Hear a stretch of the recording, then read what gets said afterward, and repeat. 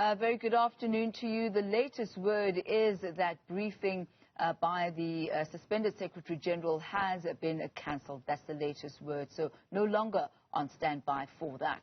However, we do continue our coverage on the ANC's step-aside suspension saga.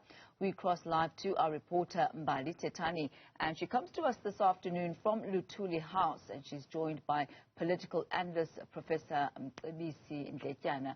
Very good afternoon to you, Mbali. Certainly a lot of reactions from both sides as to what this suspension means, not only for Ace Magashule, but also for the ANC as a party.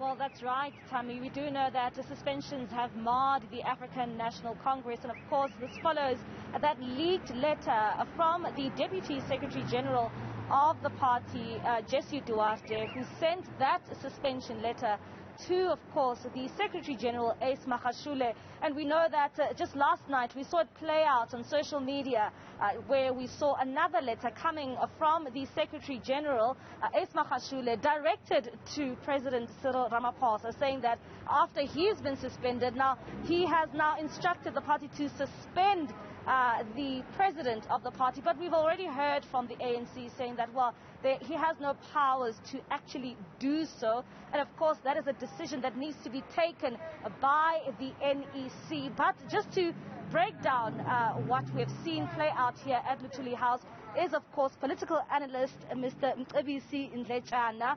Of course, Prof, we've seen this play out. One would ask, when you look at this issue, where does it position the ANC at the moment? Well, I guess we've always known that there were fights within, fights that never amounted to anything. This is a good fight. It's about implementing ANC resolutions. It's about acting against corruption. And so those who are implicated, those who are affected by the decision, obviously will raise some fuss. They will want to fight back.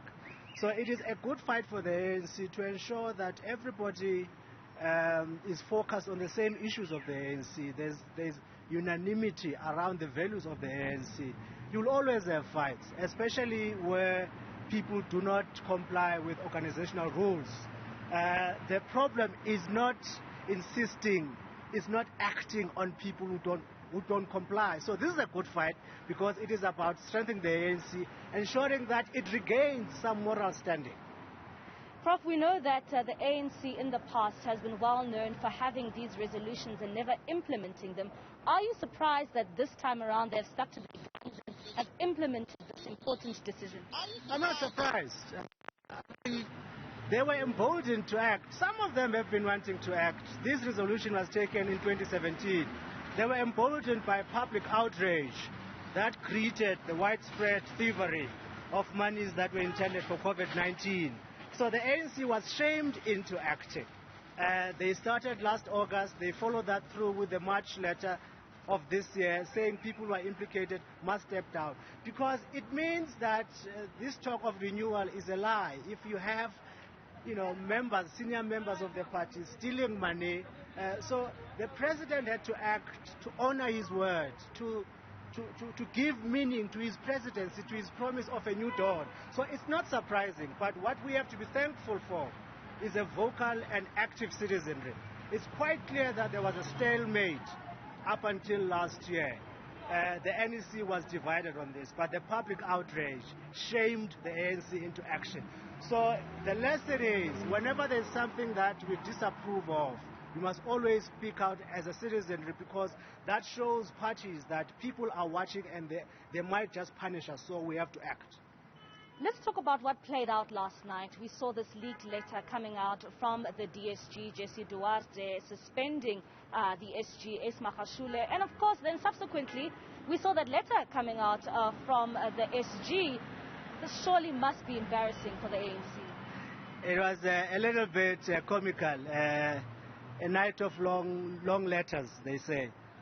Well, look, it's clear that Ace Magashule, this is the kind of fight back you would expect from someone who faces serious repercussions. He's about to be suspended. He has been suspended, and possibly he might be expelled. So he's trying all sorts of tricks. But the point is, his letter is null and void. The NEC is the only structure that can process a conference resolution. The SG, his office, doesn't have powers to take executive decisions, because what he has done is to take an executive decision. What he has to do, what his office does, is to process decisions taken by the NEC. So he couldn't on his own, maybe after 2 shots of whiskey sitting at his house, decide that it might be a good idea to expel the president. It's completely wrong, did not follow any procedure, and for this I would be surprised if the ANC does not expel him, because he has clearly embarrassed the ANC. He shows that it does not recognize the authority of the NEC. So someone like that does not belong to be in any organization, even as far as shop.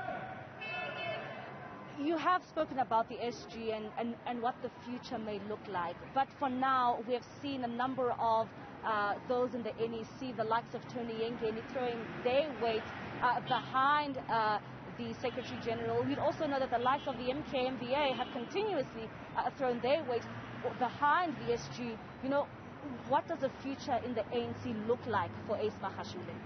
I think the future looks bleak, especially if the NEC sticks to its guns. The key is when you're dealing with someone who has become accustomed to doing what he likes, who has been let alone and not punished for years, that person develops a false sense of self-importance. He thinks he's big, and he's also been accustomed to doing wrong things and got away with them. So what they needed to do from the very beginning, punish him hard. Because any soft action will not send the right message, because he's used to getting away with things. So the NEC will have to stick to its guns, make sure that whoever supports him, because this is really about standing up for organizational values, organizational rules for the ANC. If they don't act, it then means that anyone can disrespect ANC rules. So it's good for the ANC. Get rid of the wayward elements, the rogues, because these people don't stand for anything honorable in the ANC. This so-called radical economic transformation is just rhetoric that seeks to cover and give legitimacy to violating the law, to looting of state resources.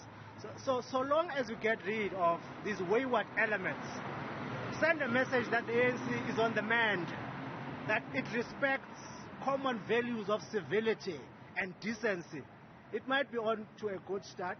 Of course, there are issues of corruption that it will be judged against, but it can be able to spin this thing that it has, that the ANC is essentially good, but there are bad elements. So, you know, people might be able to cut the ANC some slack for acting against these improper elements. All right, thank you very much. Of course, that is Professor Mcebisi Ndletyana. They're just giving us his insight into what he makes of what is happening here at Luthuli House, of course, following the suspension of the Secretary General. We also know that, Tammy, just last night we heard and saw that statement coming out from the ANC saying that they have taken note of course, that letter from the Secretary General, the suspended Secretary General Ace Magashule, and they basically asked him to respect conference resolutions and to respect the processes of the party.